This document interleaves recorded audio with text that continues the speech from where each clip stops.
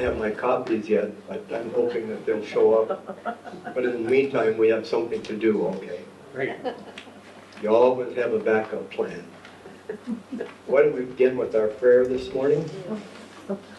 May the God of our Lord Jesus Christ, the Father of glory, give us the spirit of wisdom and understanding as we continue this Lenten Bible study. Open our hearts to the knowledge of Him. Open our eyes to the wisdom of Him. And may the words of wisdom that are revealed to us in Holy Scripture enlighten us, that we may know what is the hope and glorious inheritance to which He has called us. Amen. I am going to play a video later on, but not right now. But I want to, kind of clear the air here a little bit about the thing that popped up after the video last week, Well, I figured out what happened, okay? Today we're going to meet Lady Folly, okay, in Proverbs. And Lady Folly just made an early entrance. And that's my story, and I'm sticking to it, okay? Well, agree with you. Good research. Here's the game plan for this morning. I'm going to give you, have you break up into groups, and you're going to get a wisdom psalm. We're going to do one. Each group will do one. And this is a little different than what we did last week. Last week you read the psalms and you tried to put it in a genre, okay? Whether it was a song of praise or lament or whatever. I've given you the genre that the psalm falls in, but what I want you to do is tell me why you think it is that psalm. What about it that makes it, thank you, Deborah, that makes it a wisdom psalm? Is that clear? Okay. And then, rather than reading the entire psalm back to the group, I just want you to highlight what in that psalm you read that made an instructive wisdom psalm. Okay, does that make sense? All right. So here's what you're going to do. You're going to take about maybe 10 minutes, maybe 15 at the most, because I do want to get into Proverbs today. And you'll read the psalm. You can break yourselves up however you want, but I think I've got 9 psalms here. So let's go like this.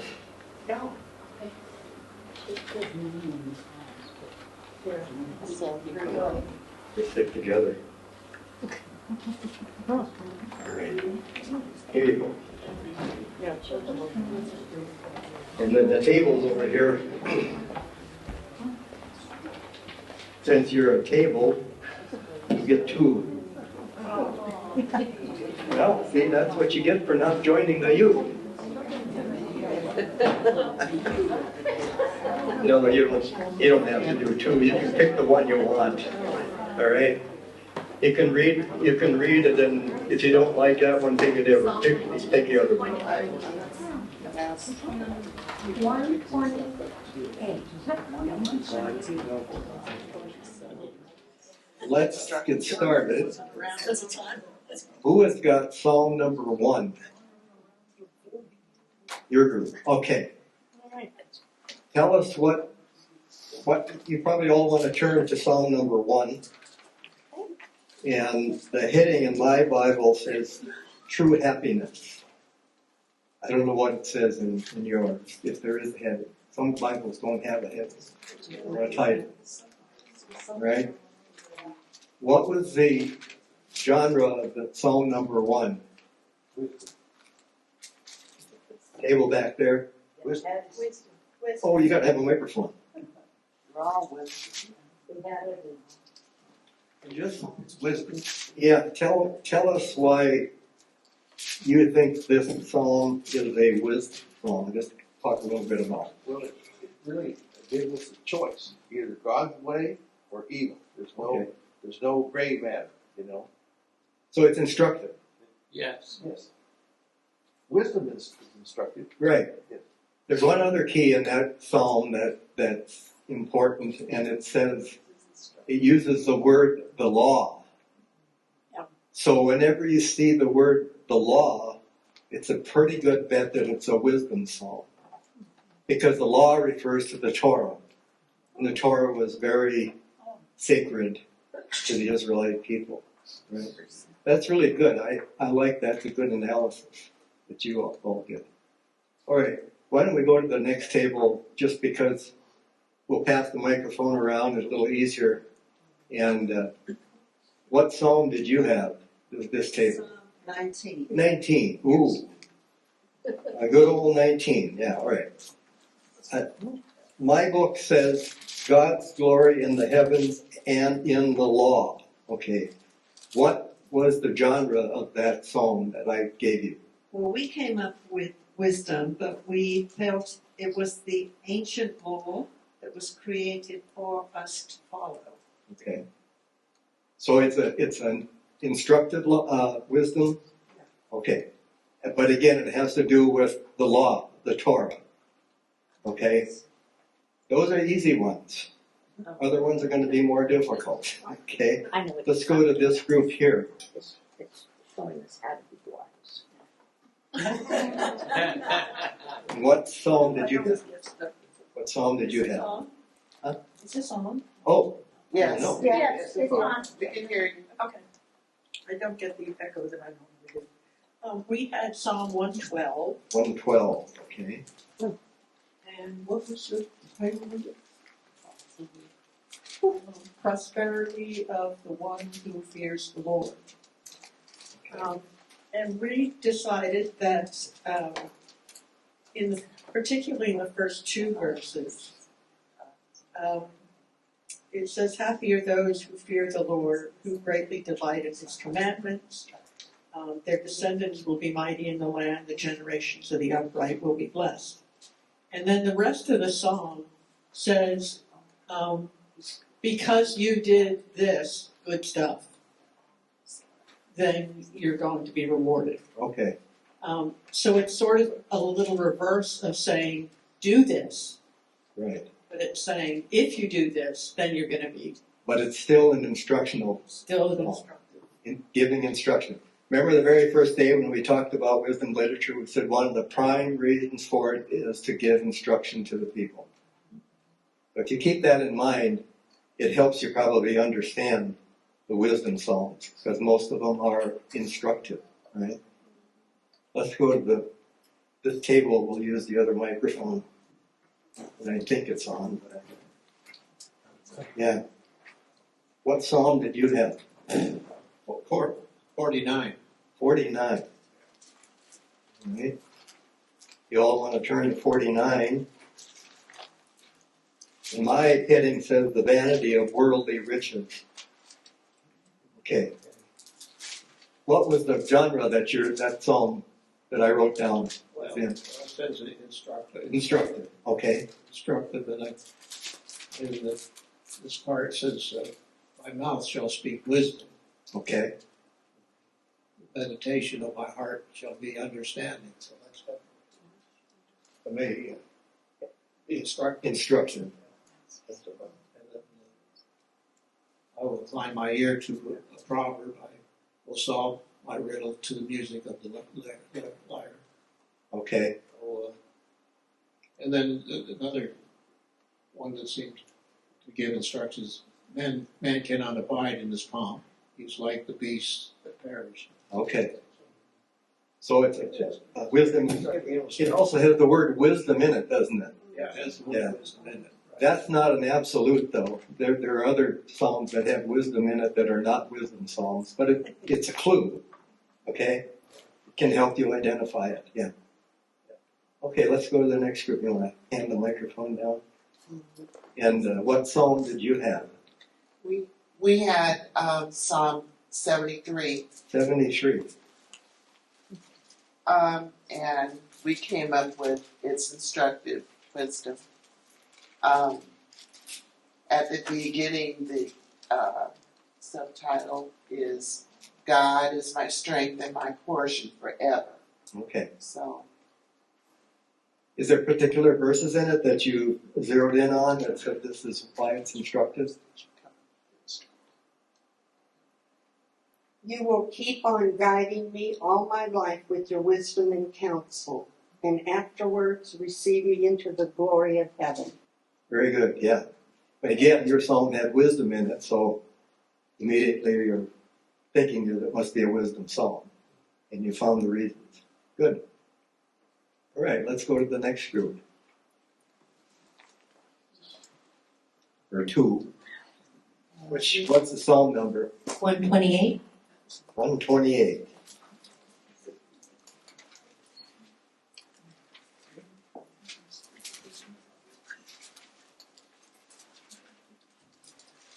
And is there a title? Song of Ascents, Okay, instructive wisdom. Basically, those who fear the Lord will have the fruit of their labor. So, if you fear the Lord and you do what you're supposed to, you'll have many children and see lots of generations. very good, yeah. My heading says prayer for the overthrow of Israel's foes. Yeah. Okay. Last group, Ours is right before that one, 127. 127. It's the Song of Ascents of Solomon. Okay. And it is instructive wisdom, and it starts out, unless the Lord builds the house, those who build it labor in vain. Unless the Lord guards the city, the guards keep watch in vain. So it is instructing you to be with the Lord in all that you do. And later it talks about family, Okay. and that family is a blessing. And it's a very short song. That's what. Very good. I hope that you got something out of this exercise that says identifying the genre of a psalm is not an exact science. All right. I have 3 different charts that break the psalms down by genre, and they don't agree across the lot. Okay. And part of the problem is because most of the psalms, many of the psalms, I shouldn't say most, fall into 2 different genres. We found that out last week. Remember when you did your exercise last week? Yeah. Okay. So that basically what I wanted to go over this morning on was the wisdom psalms and have you get some of what the flavor of what a wisdom psalm is. If you see the word law, probably it's a wisdom psalm. If you see the word wisdom, maybe, maybe not. You have to read the psalm and analyze it. But those are 2 clues. Most of the wisdom songs are instructive or Torah, law. Right? I think there's one, and I guess we didn't get that one, that's a pilgrimage song, right? And that's one that has 2 genres. Okay. And apparently it was a song that was sung by people on their way to pilgrimage to Jerusalem, right? Just a minute. And the songs were meant to be sung, okay? Don and I were talking before the class started. Wonder what kind of music they played for the songs. Anybody know? It's one of those harps. Harp, okay. But was this the origin of the Gregorian chant? Because that was one of the things Don and I talked about. Okay. Speaking of Gregorian chant, and I think we've got time for this, we're going to get into Proverbs now. A guy joined a monastery, and they had a rule, you only could say 2 words every 5 years. It was pretty strict. Well, at the end of 5 years, the monk goes to the abbot, and he says, bed's hard. And the abbot dismisses him. And he go back another 5 years, and he comes back in, and he says, food's cold. And the abbot dismisses him. 5 years later, it's now 15 years, he walks into the abbot's office and said, I quit. And the abbot says, well, it doesn't surprise me, because all you ever done when you got here is complain. I realize these are all being recorded. All right, let's take a look at Proverbs, can we? I think you're going to find, if you haven't read Proverbs, you're going to find it to be a wonderful book. Now, we're only going to talk about the first 9 chapters today, but before we get started, and I hope this works, pray to God, no surprises, we're going to look at a video, all right? Oh, goody. And it's really a pretty good one.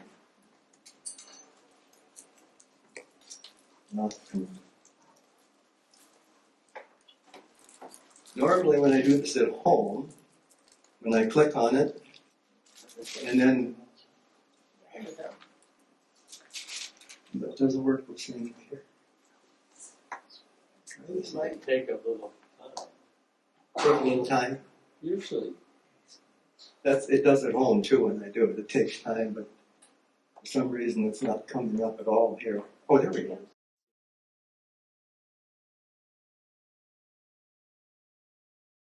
The Book of Proverbs.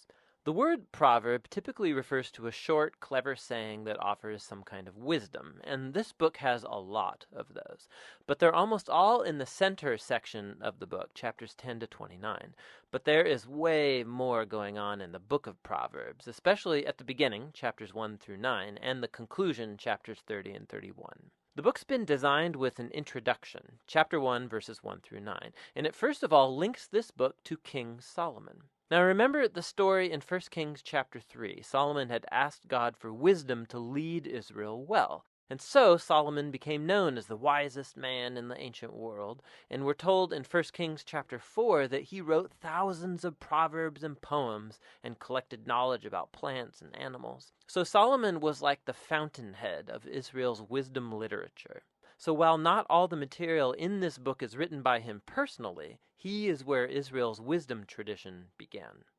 The introduction says that by reading this book, you too can gain wisdom. Now, wisdom for most of us means knowledge, but the Hebrew word chokhmah means much more than just mental activity. It refers to action also. So think skill or applied knowledge. This is why, back in the book of Exodus, chapter 31, it was artists and craftsmen in Israel who were said to have chokhmah. So the purpose of this book is to help you develop a set of practical skills for living well in God's world. And this gets linked with another key idea in the introduction, the fear of the Lord. Now, fear here is not about terror.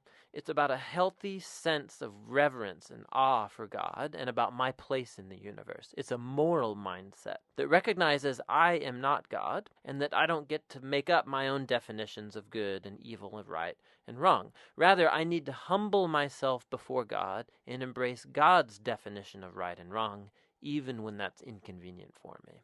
Now, this introduction leads us into the first main section of the book, chapters 1 through 9, which also doesn't contain short one-liner proverbs. Rather, what we find here are 10 speeches from a father to a son about how the son should listen to wisdom and cultivate the fear of the Lord and live accordingly, which means a life of virtue and integrity and generosity, all of which lead to success and peace. The father warns his son also about folly and evil and stupid decisions that will breed selfishness and pride, all leading to ruin and shame. And so the son should make the pursuit of wisdom and the fear of the Lord his highest goal in life. And this way of thinking, it forms the moral logic of this entire book. Now, these speeches from the father also clue us into what biblical wisdom literature is and how it's different from other parts of the Bible. These books explore how to live well in God's world, but wisdom is not the same as law, like what Moses gave Israel at Mount Sinai. And it's not the same as prophecy, divine speech to God's people. Rather, wisdom literature has the accumulated insight of God's people through the generations about how to live in a way that honors God and others. And so, through the book of Proverbs, now, these human words about wisdom have been put together as God's word and wisdom to his people, which connects to the other thing you find in chapters 1 through 9. There are 4 poems from Lady Wisdom. Here, wisdom has been poetically personified as a woman who calls out to humanity to pay attention and to seek her. Wisdom says that she is woven into the fabric of the universe, and so wherever you see people making wise decisions, they are relying on her. So you see someone being generous, or having sexual integrity, or upholding justice, they are drawing on wisdom. These Lady Wisdom poems, they're a creative, poetic way of exploring this idea that we live in God's moral universe, and that goodness and justice are objective realities that we ignore to our own peril. And so fearing the Lord, living wisely, it's living along the grain of the universe. Now together, these two sets of speeches from the Father and Lady Wisdom, they make a powerful claim about this book, that you're not simply reading good advice, you're reading God's own invitation to learn wisdom from previous generations. And so in the next section of the book, chapters 10 through 29, we find hundreds of ancient proverbs, and they apply wisdom and the fear of the Lord to every life topic you could imagine: family, work, neighborhood, friendship, sex, marriage, money, anger, forgiveness, alcohol, debt, everything. And these are all filtered through the value system of Proverbs 1 through 9. Now these Proverbs, they're all pretty short, they're easy to memorize, and actually this section of the book is meant to become a reference work that you return to time and time again throughout the years, which raises some important issues in learning how to read these Proverbs. First of all, Proverbs are by nature about probabilities. So you fear the Lord and you make wise, good choices, things will likely go well for you. And if you don't fear the Lord, you're foolish, your life will likely not go so well. Now, that is all often true, but not always. Which leads to the next point, that Proverbs are not promises. They're not formulas for success. So, some Proverbs, for example. The fear of the Lord prolongs your life, but the years of the wicked are cut short. Or, train up a child in the way they should go, and when they're old, they won't turn from it. So yes, fearing God, being a moral person, will most likely lead to a better, longer life, and raising your kids in a stable, loving home does set them up well, but there are no guarantees. Lots of things can and often do go wrong in our world. And so lastly, Proverbs by nature focus on the general rule, but not the exceptions, which are many. And the wisdom books actually aren't ignorant of that. The exceptions are what the other wisdom books, Job and Ecclesiastes, are all about. And together, these acknowledge that life is too complex for simple formulas, which is why we need all of the wisdom books together to get the bigger picture. This all leads to the final section of the book, two large collections of poems. First, poems from a man named Agur, who begins by acknowledging his own ignorance and folly and his great need for God's wisdom.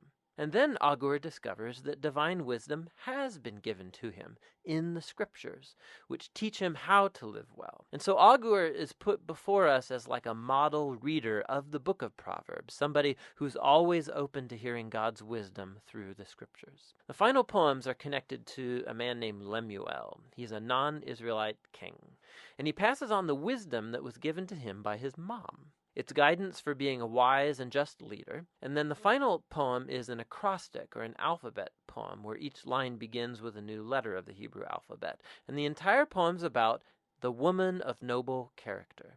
It depicts a woman who lives according to the wisdom of Proverbs and stands like a model of someone who takes God's wisdom and then translates it into practical decisions in everyday life, at work or at home, in her family and in her community.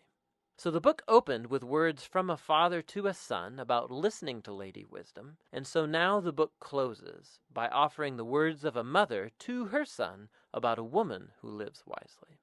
The Book of Proverbs is for every person in every season of life. It's a guide for living wisely and well in God's good world, and that's what the Book of Proverbs is all about. Okay. Lady Polly did not show up today. Good. This is just kind of a review of the video. Did you like that video? Very much. You do a really good job. That's from the BibleProject, by the way, in case you want to get on the internet and query or Google the BibleProject, you'll come up with a lot of these videos, and they're really very well done. And there's some from the Old Testament and some for the New Testament. And they've been a great resource for me in this class, okay? Anyhow, we're going to do a lot of reading in the Book of Proverbs here in a little bit. But I'll just go through, and you saw in the video that Proverbs is a collection of moral sayings and counsels. If by now fear of the Lord hasn't been one of the things that wisdom literature is all about, I hope you will get it by the end of the class, because that's one of the main things. Okay, fear of the Lord, have awe of God, not fear, kind of that kind of fear, but be in awe of God's power and glory and His wisdom. That's what that's all about. Proverbs is one of the canonical sapiential books of wisdom, so it's not an apocryphal book. It'll be in all of the Jewish and Christian Bibles. Proverbs has a very strong emphasis on the marriage and Mosaic law. You'll see that as we read, especially today when we read the story of the young man going into the city. Just to review, we can have knowledge but not wisdom, but we cannot have wisdom without knowledge. We have knowledge before we get wisdom. A lot of people have knowledge, but they don't have much wisdom, right? Sorry to say. David owns the Psalms, but Solomon owns the Proverbs, right? He's credited with most of the Proverbs, as you saw in the video, but some writings are from possibly Jewish or Egyptian sages, right? But Solomon is the majority. Solomon's an interesting king. I want to just talk a little bit about him. He had his dark side, okay? And if you go to 1 King, actually if you want to read about Solomon, read the Book of Kings, 1 King. But if you go to 1 Kings where Solomon asked God for wisdom, which is very common, we're very familiar with that story. God says Solomon can have anything he wants and he chooses wisdom.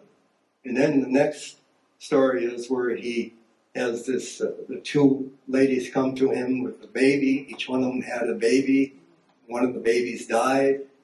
And there's an argument between the 2 women about whose baby it is. And Solomon says, divide the baby in 2 and give one to one woman and one to the other. And of course, the rightful mother comes forward and says, give the baby to this other woman, because that was Solomon's proof that this was the woman who the baby belonged to. It's a very interesting story. But if you read in the previous chapters, Solomon had a dark side. One of the problems he had was he had a brother who wanted to be king, right? And in that culture, if you were a king and you were threatened, what did you do? You eliminated the threat, right? Well, Solomon didn't do that right away. The brother realized that he wasn't going to be king. So then he asks for another favor. And he asks for David's concubine to be his wife, which was stepping over the line as far as Solomon was concerned, because that was an absolute no-no. And of course, then he ordered his brother to be put to death. And then he did some other things. He cleaned house and in the military, put some military commanders to death. So he had a dark side, but that was the way it was back then, right? It is now. Solomon, Thou shalt not kill. huh? Thou shalt not kill. Thou shalt not kill. Well, yeah. It's a good command, but it wasn't always followed, was it? But Solomon did something that I think is kind of interesting, and I'm deviating here. We're not really into Proverbs, but Solomon instituted something called corvée slavery to build his temple and other items. What was corvée slavery all about? Again, if you read in the Book of Kings, it'll tell you that what Solomon did is he conscripted men to work as slaves. They would work for 30 days, and then they could go back home for 60 days, and then probably be conscripted again. That's called corvée slavery. You aren't a slave for life. You have freedom. You can go back to your family. Well, one of the theories here, and I thought this was kind of interesting when I read this, was that maybe the pharaohs also used corvée slavery. And if they did, to the Hebrew people, they wouldn't have been the kind of slaves that are depicted in the Ten Commandments, right? And what's the reason that the theologians are saying this is a possibility for Egypt? Well, when the Israelites left Egypt, and again, if you read in the book of Exodus, they had gold and silver. Well, slaves typically don't accumulate much wealth, right? Pure slaves. So it's possible that the Israelites were under the Pharaoh's rule of corvée slavery, and they were able to accumulate gold and silver. One of the explanations is, well, they plundered the Egyptians before they left. I don't think so, okay? I think they were in a hurry to get out of there, and they didn't have time for it. They had enough gold to build a golden calf, right? Okay, so I'm really deviating here. Anyhow, I thought just kind of an interesting little side note. Question. Have any of you known of someone that you would say really had wisdom? And you'd say, this is a really wise person? Well, I've known two in my life. They both happen to be my managers at IBM. And the one manager, he had little proverbs all the time that he was saying, and this was one of his proverbs. He was a pilot. He said, there's nothing as worthless to a pilot as runway behind him and altitude above him. Well, think about that for a minute. That's a pretty good proverb for a pilot, isn't it? The other gentleman was not, I don't even know if he was a believer or not. I know he didn't believe in organized religion, but his wife was Catholic, and they had 4 boys. And as you can imagine, as the boys grew up, Mom is trying to raise them in the Catholic Church, get them to church. And they said, no, I don't want to go to church. If Dad doesn't have to go to church, then why do I have to go to church? I'm sure some of you probably heard that argument. Here was his solution. He said, you don't have to go to church. But he said, if you choose to stay home, you're going to listen to me for an hour. None of the boys ever took him up on his offer. That's wisdom, all right? To me, that's the kind of wisdom that I think we need, right? Sometimes. Anyhow, again. Now, to understand the first 9 chapters of Proverbs, and we're going to read quite a bit of that today, we need to understand that wisdom is personified as a woman, Proverbs. And the reason may be, you saw it in the video, wisdom in Hebrew is chokmah, which is feminine, right? Wisdom in Greek is Sophia, which is feminine. And then my wife questioned this. She said, why did you put that in? I said, well, I don't know. I read it somewhere.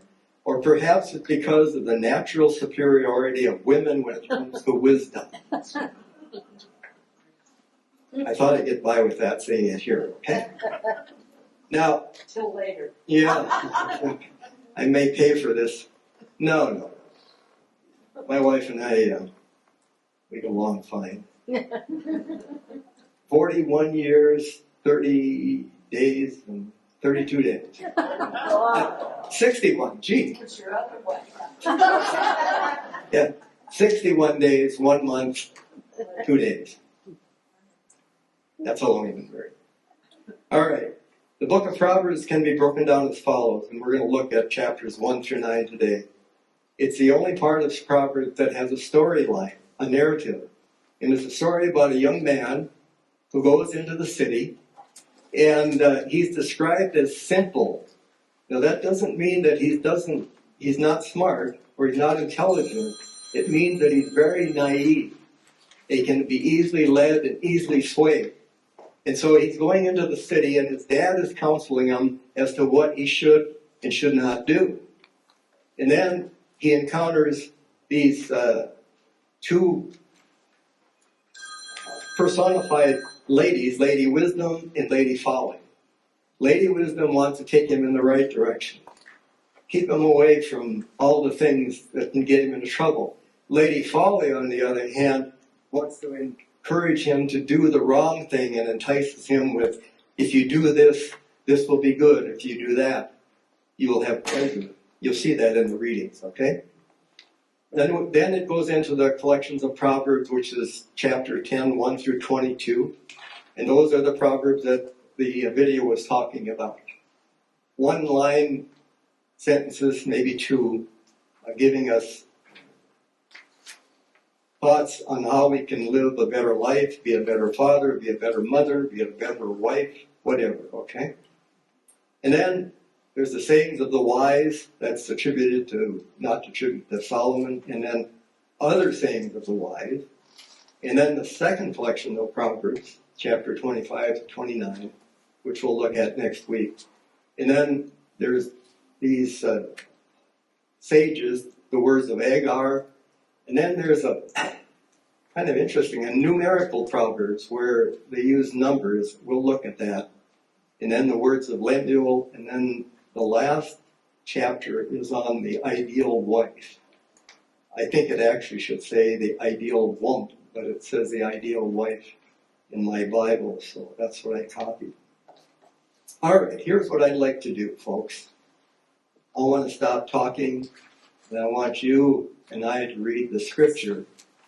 And here's the way I'm going to do it. You should all have a copy of this, all right, in the handout that I gave you. And we're going to start reading this, and hopefully you'll get a sense of what chapters 1 through 9 are all about in Proverbs.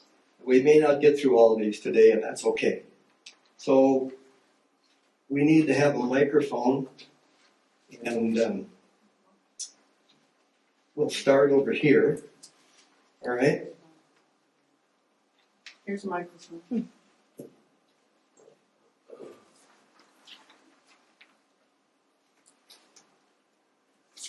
So you'll want to turn your book to Proverbs, chapter 1, 20 to 22. All right? No, I'm sorry. That's no. Chapter 1, 8 to 19. What is it? 8 to 19? 8 to 19. Oh. There's a little prologue, okay, purpose and theme. You can read that on your own, but we're going to start with verse 8 through 19. And Gloria, you're going to read that for us? If you can find it. That's okay. Take your time. You have the microphone, right? Okay. This is the father now instructing his son. His son is preparing to leave for the city. All right?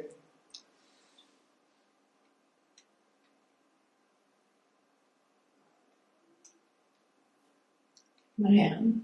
Am I in the right place here, my child? Yes.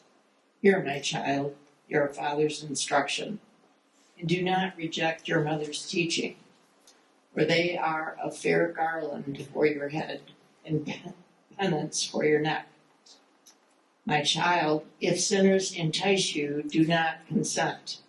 If they say, come with me, let us lie in wait for blood. Let us wantonly ambush the innocent. Like Sheol, let us swallow them alive and whole, like those who go down to the pit. We shall find all kinds of costly things. We shall find our houses with booty. Throw in your lot among us. We will all have one purse. My child, do not walk in their way. Keep your foot from their paths, for their feet run to evil, and they hurry to shed blood. For in vain is the net baited, while the bird is looking on. Yet they lie in wait to kill themselves and set an ambush for their own lives. Okay, that will stop there. Oh, I'm sorry. Go to 19. I apologize. Such is the end of all who are greedy for gain. It takes away the life of its possessors. What's happening here? He's telling him that all the bad things that might be enticing him. Right. He's having it's not the birds and the bees talk, but he's having talk to look out. There's stuff out there that can harm you, and you need to be aware of it, and you need to stay away from it. Remember, we haven't seen it here, we'll see it in the next reading. He's described as, in my text, it says simple, meaning naive. He doesn't understand and know the ways of the world. He's been living in the country all of his life, and now he goes to the big city, New York. Right? Any of you been to New York? First time I went there, I was naive. All right, let me put it that way. All right, so that's the beginning. Now, the next reading, chapter 1, 20 to 22. Bob, can you do that one? It's a father advising his son to follow wisdom. So I think this is the first time that we see this wisdom persona in the Book of Proverbs in the form of a lady, a woman. Okay, Bob. So it's just verse 22? Yeah, verse 20. Start at 20 to 22. Wisdom cries out in the street. In the squares she raises her voice. At the busiest corner she cries out. At the entrance of the city gate she speaks. How long, O simple one, will you love being simple? How long will you scoffers delight in their scoffing? Okay, that's far enough. Notice wisdom calls aloud. She raises her voice in the streets. She. It's personified. And then, how long will you simple ones love your simple ways? Again, the use of the word simple, not meaning, doesn't have any smarts, just that he's naive. The next verse, father advising his son to follow wisdom, chapter 2, verse 1 to 6. And Dave, I think you have that. Chapter 2. Yeah, chapter 2, 1 through 6. My son, if you receive my words and treasure up my commandments with you, making your ear attentive to wisdom and inclining your heart to understanding, yes, if you cry out for insight and raise your voice for understanding, if you seek it like silver and search it as for sudden treasures, then you will understand the fear of the Lord and find the knowledge of God. For the Lord gives wisdom from his mouth, from knowledge and understanding. He stores up sound wisdom for the upright. He is a shield to those who walk in integrity, guarding the paths of justice and preserving the way of his saints. Okay, that's good enough for there. How many of you had a son or daughter go off to college? How many of you had a talk with that son or daughter as they prepared to go off to college? Didn't do any good. I was going to say, how many of you think the son or daughter listened? Halfway. This is what's happening here. He's not going off to college, but he's going off to the city, okay? And the father is trying to advise him, right? What do you think he does?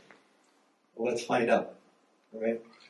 Let's go to number 4, warnings about Lady Folly, chapter 2, 12 to 15. And I think Edna.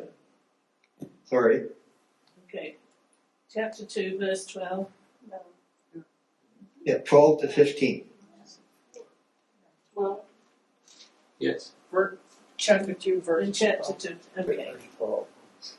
Wisdom will save you from the ways of wicked men, from men whose words are perverse, who leave the straight paths to walk in dark ways, who delight in doing wrong and rejoice in the perverseness of evil, whose paths are crooked and who are devious in their ways.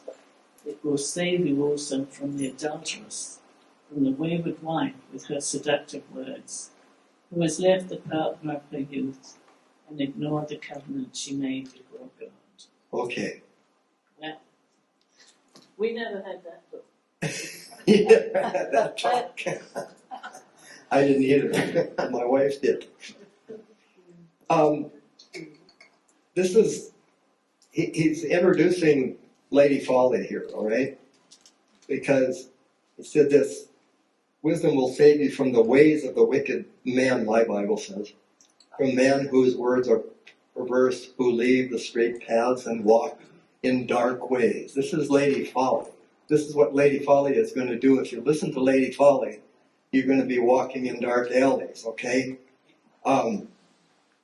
Great emphasis on the marriage covenant. It will save you from the adulteress, from the wayward wife, and with seductive words, all right? Later on, we'll see how Lady Folly tries to entice this young man, okay, to follow her. And it's not a good way. All right. Now, we're going to get introduced to Lady Wisdom, chapter 2, 16 through 17. I think we probably read some of it, but we'll read it again. chapter 2. Donna, yeah, chapter 2, 16 to 17.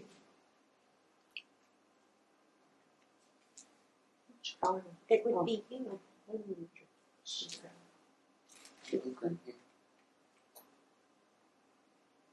So you will be delivered from the forbidden woman, from the adulteress with her smooth words, who forsakes the companion of her youth and forgets the covenant of her God. Okay, that's good. I'm sorry. This is an introduction to Lady Wisdom. Notice the word covenant. What covenant are they referring to? The marriage covenant. The covenant that was made with Adam and Eve and God in the Garden of Eden. It's the only covenant that survived the fall of man. Marriage was a covenant before it was a sacrament. It's still a covenant today. All right? Now let's look at Lady Folly. Chapter 2, 18 and 19. And is it Eva? Oh, Christy. Okay. Okay. You don't have your name yet, so it's a test, isn't it? For her house leads down to death, and her paths to the spirits of the dead. None who go to her return or attain the paths of life. Ouch. Well, if you follow Lady Folly, you're going to be going down a pretty bad path, right? I think a lot of people have followed Lady Folly, haven't they? Okay. Now, let's go to the next one, number 7. A father telling his son the benefits of wisdom, chapter 3, 1 through 19. Donna, you get a long one to read, but I guess it's just the way it works. Luck of the draw. Okay. My son, do not forget my teaching, but keep my commands in your heart, for they will prolong your life many years and bring you prosperity. Let love and faithfulness never leave you. Bind them around your neck. Write them on the tablet of your heart. Then you will win favor and a good name in the sight of God and man. Trust in the Lord with all your heart and lean not on your own understanding. In all your ways acknowledging him, and he will make your path straight. Do not be wise in your own eyes. Fear the Lord and shun evil. This will bring health to your body and nourishment to your bones. Honor the Lord with your wealth, with the first fruits of all your crops. Then your barns will be filled to overflowing, and your vats will brim over with new wine. My son, do not despise the Lord's discipline, and do not resent his rebuke, because the Lord disciplines those he loves. As a father, the son he delights in. Blessed is the man who finds wisdom, the man who gains understanding, for she is more profitable than silver and yields better returns than gold. She is more precious than rubies. Nothing you desire can compare with her. Long life is in her right hand. In her left hand are riches and honor. Her ways are pleasant ways, and all her paths are peace. She is a tree of life to those who embrace her. Those who lay hold of her will be blessed. Is that it? One more. By wisdom the Lord laid the earth's foundations. By understanding he set the heavens in place. Thank you. Pretty good advice, isn't it? Yeah, it's great advice. I don't know if the son is going to hate it. But then, starting in chapter 13, verse 13, the father describes Lady Wisdom for his son. Blessed is the man who finds wisdom, the man who gains understanding, for she is more profitable than silver and yields better returns than gold. She is more precious than rubies. Pretty high standards, right? She is a tree of life to those who embrace her, and to those who lay hold of her, she will be blessed. She and her, a feminine persona, right? Let's see, that was chapter 3, 1 through 9. Okay, well, we're not going to get through all these today, but we're going to tick them off as many as we can. Number 8, Julie. A strong emphasis on the Mosaic covenant. All right, let's listen to that and see what we come away with. What's the chapter? 20. Reading the microphone. 35. What's the chapter? Do not hold without good from those to whom it is due, when it is in your power to do it. Do not say to your neighbor, go and come again tomorrow, I will give it, when you have it with you. Do not plan harm against your neighbor, who lives trustingly beside you. Do not quarrel with anyone without cause, when no harm has been done to you.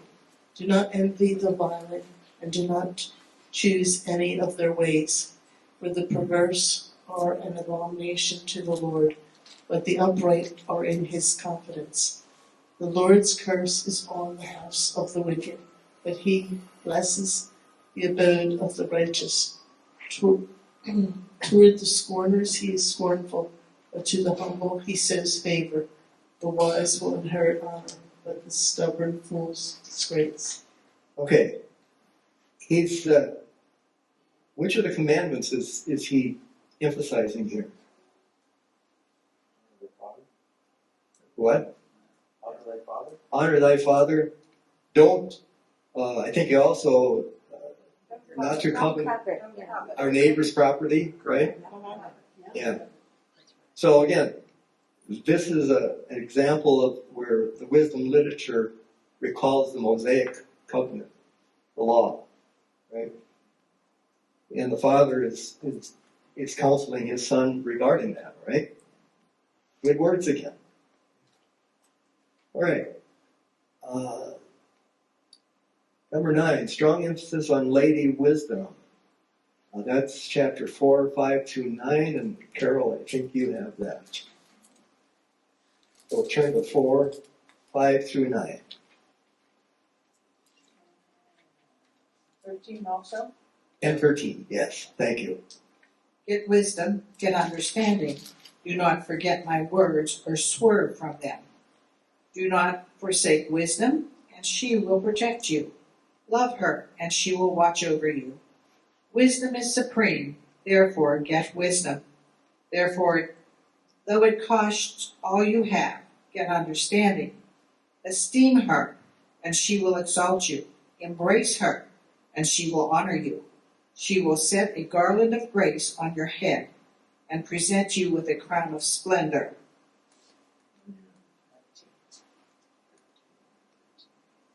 Hold on to instruction. Do not let it go. Guard it well, for it is your life. Okay. Again, strong emphasis on the Lady Wisdom being a feminine persona, right? She will protect you. Love her, and she will watch over you. Esteem her, she will exalt you. She will set a garland of grace on your head. Very strong emphasis on Lady Wisdom. This is Lady Wisdom, not Lady Folly, okay? Let's go. Number 10, warnings about adultery. Now he's telling his son about adultery. Well, let's see what he says. Chapter 5, 1 through 6. My son, pay attention to my wisdom. Listen well to my words of insight, that you may maintain discretion, and your lips may preserve knowledge. For the lips of an adulteress drip honey, and her speech smoother than oil. But in the end she is bitter as gall, sharp as a double-edged sword. Her feet go down to death, her steps lead straight to the grave. She gives no thought to the way of life.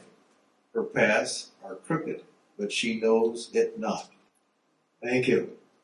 Not a very good description of someone, is it? This is Lady Folly, all right? Her feet go down to death. Her steps lead straight to the grave. Not somebody that we should be following. And that's what the Father is trying to get across to the Son. Right? Warnings against folly, chapter 6, 16 through 19. Now, obviously, there's a lot more here that you can read. I'm just trying to do the high points. So hopefully this next week, you'll read the entire 1 through 9, all right? And maybe, hopefully, this exercise will help you understand it a little better.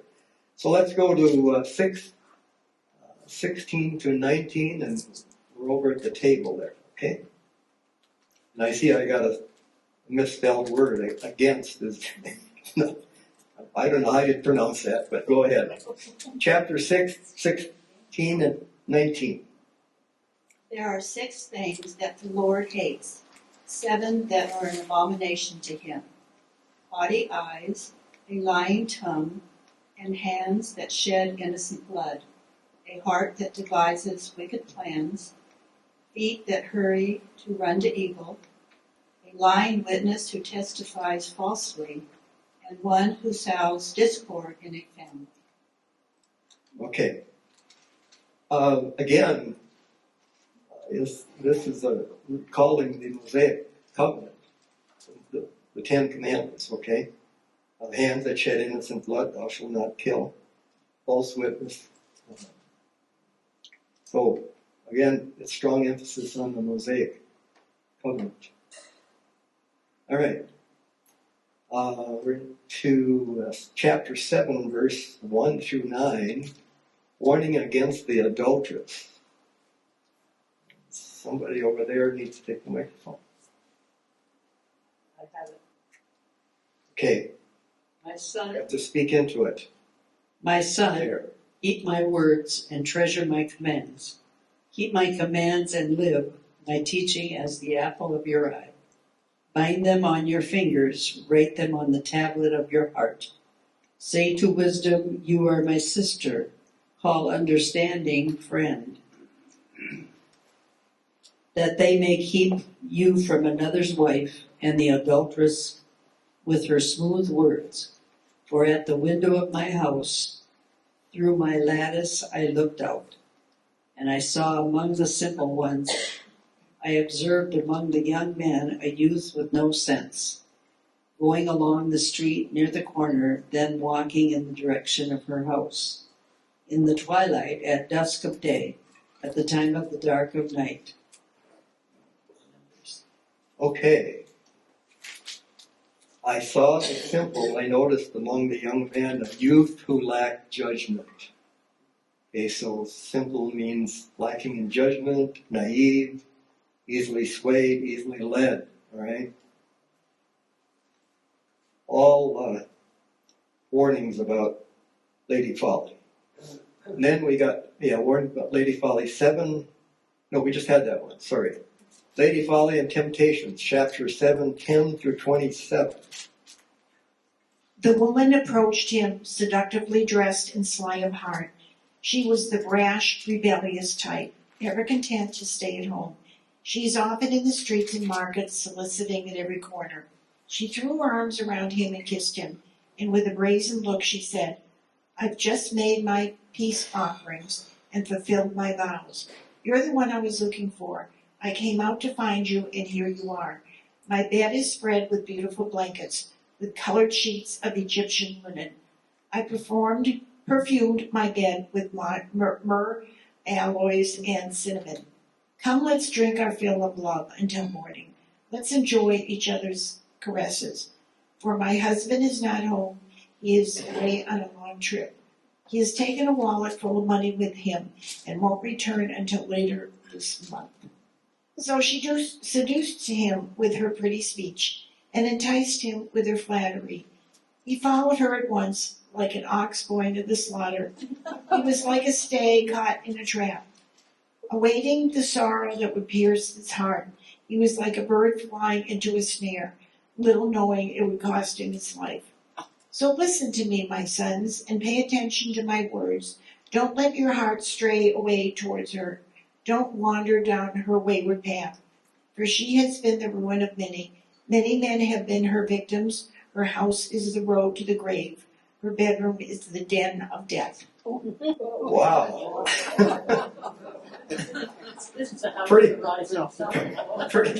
Pretty racy stuff here, isn't it? Huh? Yes, Mary.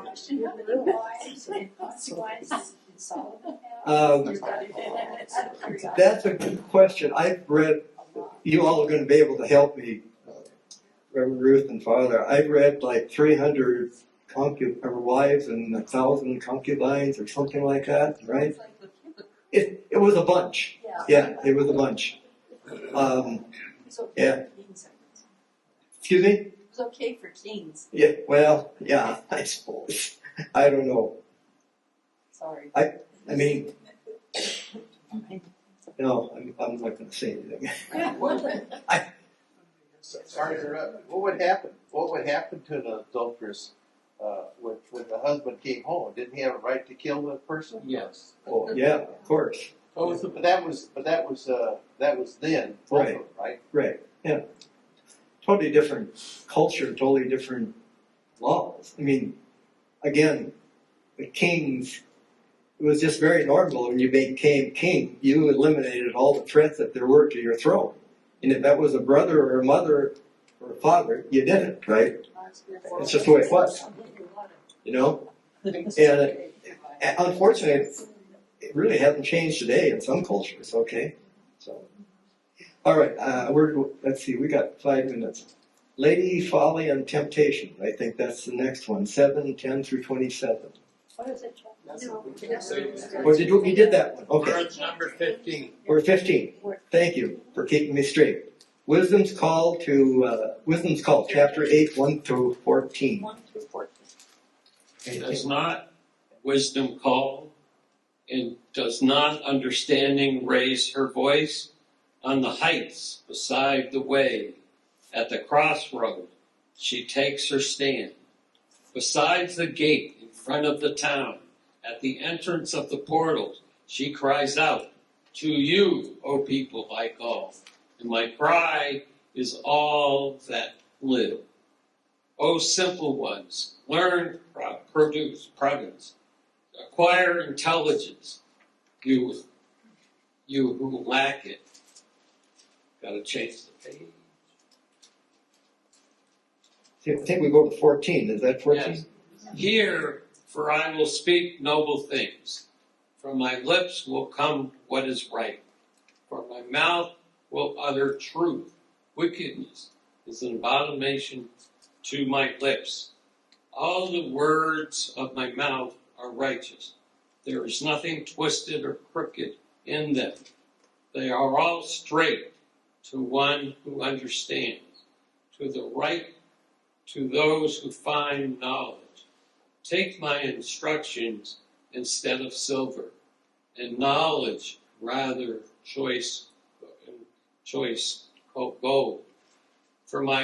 For wisdom is better than jewels, and all that you may desire cannot compare with her. I, wisdom, live in prudence, and I attain knowledge and discretion. The fear of the Lord is hatred of evil, pride and arrogance, the way of evil. The perverted speech I hate. I have good advice and sound wisdom. I have insight. I have strength. Thank you. That's a pretty good description of what I would call a good person, right? Yeah. I want to do the next one. I think we have enough time. I chose 2 minutes up there because this is a poem. Now it shifts from this narrative that we've been hearing about wisdom, Lady Wisdom, folly, and the father talking to the son. I call this Lady Wisdom's role in creation. I'm kind of curious what you think. So somebody read that from 8:22-31. And I'll just say this before you start reading it. To me, this is the third creation story in the Bible. There's 2 in Genesis. To me, this is the third one. I want to know what you think, though. So, who's got the microphone? All right. 8:22-31. The Lord brought me forth as the first of his works before his deeds of old. I was formed long ages ago at the very beginning when the world came to be. When there were no watery depths, I was given birth. When there were no springs overflowing with water, before the mountains were settled in place, before the hills, I was given birth. Before he made the world or its fields or any of the dust of the earth, I was there. When he set the heavens in place, when he marked out the horizon on the face of the deep, when he established the clouds above and fixed securely the fountains of the deep, when he gave the sea its boundary, so the waters would not overstep his command, and when he marked out the foundations of the earth. Then I was constantly at his side. I was filled with delight day after day, rejoicing always in his presence, rejoicing in his whole world, and delighting in mankind.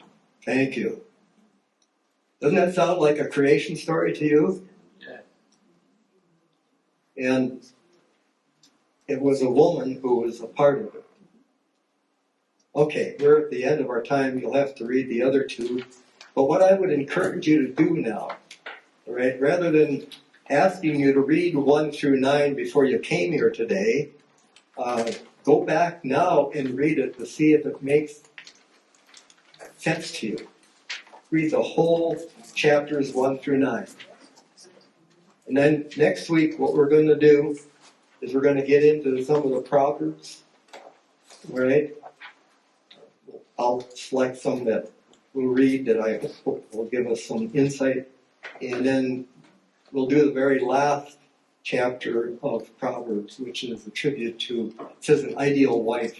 And I think it's just a tribute to women in general. Okay. I don't think you have to be a wife to have the attributes that are put down. And Reverend Judy has a... Just to backtrack a little bit, when we were talking about Psalms, some people were questioning about the Book of Common Prayer, the Psalms there, which are quite different at times. So I have a chart here, you can each take a copy, that compares the King James Version, the New Revised Standard Version, and the Book of Common Prayer for Psalms 13. So, good deal. just take a So look. they can take a copy as they leave? Yeah. Question, does reading the text like this make any sense to you? Does it help you understand? Yeah. Okay, Very much. all right. We're done. Okay.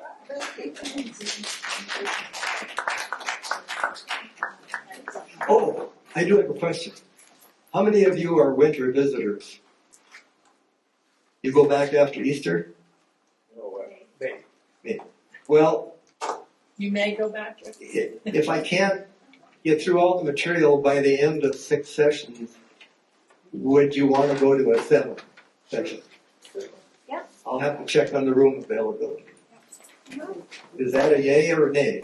Yay. All right.